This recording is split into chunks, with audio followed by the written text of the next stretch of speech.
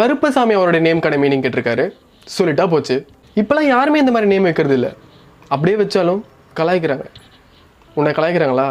கவலையப்படாத bro, நீ வச்சிருக்க name ரொம்பவே பவர்ஃபுல்லானது. கருப்பசாமினா யார் தெரியுமா?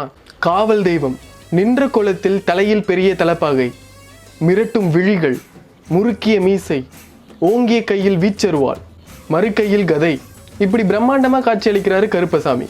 கருப்பசாமின்னா நம்ம எல்லாருக்குமே தெரியும், அது ஒரு சாமி பேர். சரி, அதே நம்ம சொல்லக்கூடாது, வேற ஏதாச்சும் எக்ஸ்ட்ராவாக சொல்லணும்னு சொல்லிட்டு நான் சர்ச் பண்ணி பார்த்தேன். மிரண்டுட்டேன். 108 கருப்பசாமிங்க இருக்காங்களாம். இன்னும் ஒரு சில பேர் 1008ன்னு சொல்றாங்க. முத்து கருப்பசாமி, சங்கிலி கருப்பசாமி. கருப்பசாமியிலேயே சங்கிலி கருப்பசாமி ரொம்பவே ஆக்ரோஷமானவர். அவரோட ஆக்ரோஷத்தை கட்டுப்படுத்துறதுக்காக பல யாகங்களும் உயிர் பலிகளும் நல்ல ஒரு தடிமனான சங்கிலியில் கட்டி அவரோட ஆக்ரோஷத்தை கட்டுப்படுத்தி வச்சிருக்கிறதுனால அவரை நம்ம சங்கிலி கருப்பசாமின்னு கூப்பிடுறோம். கிராமங்களில் வணங்கக்கூடிய காவல் தெய்வங்களில் கருப்பசாமி மிக முக்கிய பங்கு பெறுறாரு.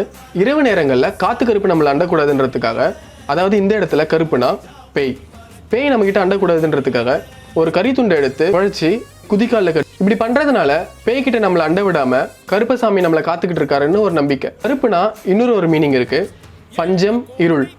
இது எதுக்கிட்டையும் நம்மளை அண்ட விடாமல் நம்மளை பத்திரமா காத்துக்கிட்டு இருக்காரு கருப்பசாமி. எவ்வளோ பெரிய பவர்ஃபுல்லான சாமி ப்ரோ. உன் பேர் அட்டகாசமான பேர். இப்போவும் உன் பேரை யாராச்சும் கலாய்ச்சாங்கன்னா கவலையப்படாத, அவர் பார்த்துப்பார். இதுதான் கருப்பசாமிக்கான மீனிங்.